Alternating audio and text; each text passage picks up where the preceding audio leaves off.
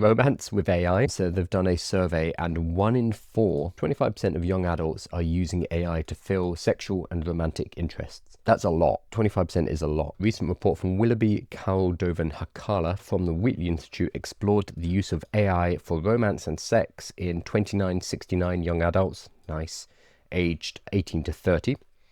Okay, so this is always an interesting thing because we think people under 18 are using AI a lot more for companionship and romance and presumably sexual stuff, but that is not investigated because they're under 18.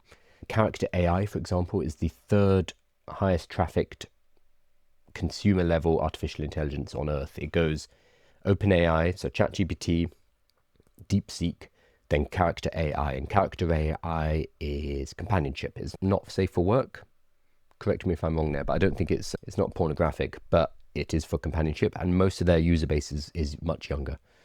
So all these studies are being done on adults, but I think what we really need to be looking at are younger people. But that is tricky because investigating that in younger people opens up complexities, obviously. So they romance and sex in 2,969 young adults aged 18 to 30 and older adults over 30. They found some surprising results and connections to feelings of depression and loneliness. So a quarter of young men actively followed and regularly viewed such images. Oh, this is sexualized ones. Okay, I'm not going to read all of those details because I'm not sure if I can on YouTube. But the big headline is that 25% of them are using AI. And this is to fulfill romantic and sexual needs.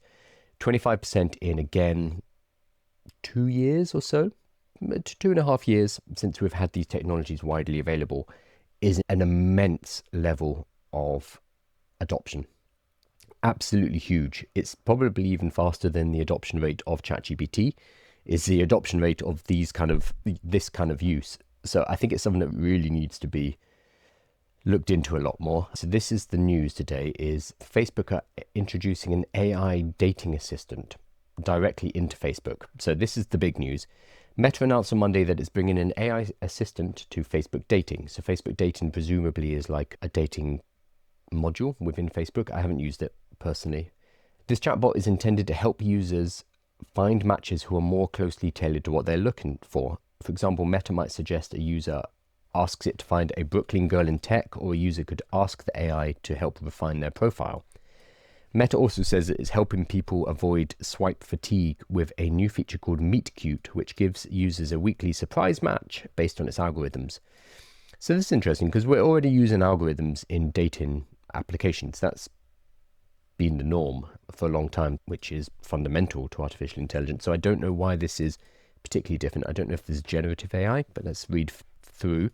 The company says Facebook dating matches among adults aged 18 to 29 have increased 10% year-over-year growth, with hundreds of thousands of users in that age group creating Facebook dating profiles each month. Okay, that's not that many, hundreds of thousands a month, because that gives them a couple of million new users a year. That's small compared to competitors like Tinder, which has 50 million daily active users, and Hinge's 10 million daily active users. So it sounds like Facebook is a lot more niche. AI features have already become the norm in mainstream dating apps. Even newer dating apps like Sitch have attempted to differentiate themselves with their AI features. Match Group, the owners of Tinder, Hinge, OkCupid, and others, entered a partnership with OpenAI last year, which is part of the dating giant's $20 million plus investment in AI. It's a big bet, especially given the financial struggles of Match Group, which has lost 68% of its stock price in the last 5 years. Oh, that's fascinating. I don't know much about this market, but I'm interested to know why that happened. Would that be COVID? Or are people just fatigued of dating apps? So far, the investment has produced features like an AI photo selector tool to Tinder, which scans your camera roll to help choose profile images, as well as AI-powered matching. Hinge is a feature that lets users improve their responses to profile prompts with AI. These are things you could build for a lot less than $20 million, but okay, that's fine. And Bumble has added similar AI features, and founder Whitney Wolf Hurd even ruffled some feathers last week when she suggested that one day users could have personal AI concierges that go on dates with other people's AIs to determine compatibility. I remember that was yeah, a year or so ago. So we could send our AI assistants out on dates with other people's AI assistants, especially if they were like AI digital clones of ourselves, to see how they hit it off, which is a cool idea as a way to filter. One problem with that, I imagine, is that AIs are too agreeable right now, so they would naturally get on with each other because AIs often agree. So if you put two AIs together, they'll just match and work things out together much better than we can on our dates. So yeah, they're adding an AI assistant into Facebook dating. It sounds like that's not particularly new compared to the other dating companies out there. What do we call them? The dating apps.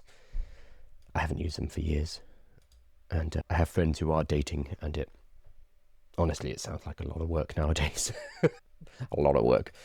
But using AI makes a lot of sense, because what AI is really good at is pattern matching. So if you have a profile and someone else has a profile and you're looking for certain things and you are not looking for certain other things, that's pattern matching. So being able to hook up profiles, being able to connect job applicants to jobs, these are uses of artificial intelligence that are quite useful. So I'm not surprised it is being used in dating. I'm sure some people will criticize this as getting us further and further away from just talking to people, but I think this is just how modern life is.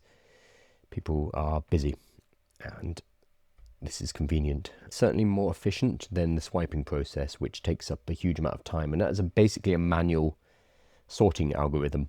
So if AI can take some of the stress out of that by curating and acting more as a matchmaker, then this seems like a positive thing.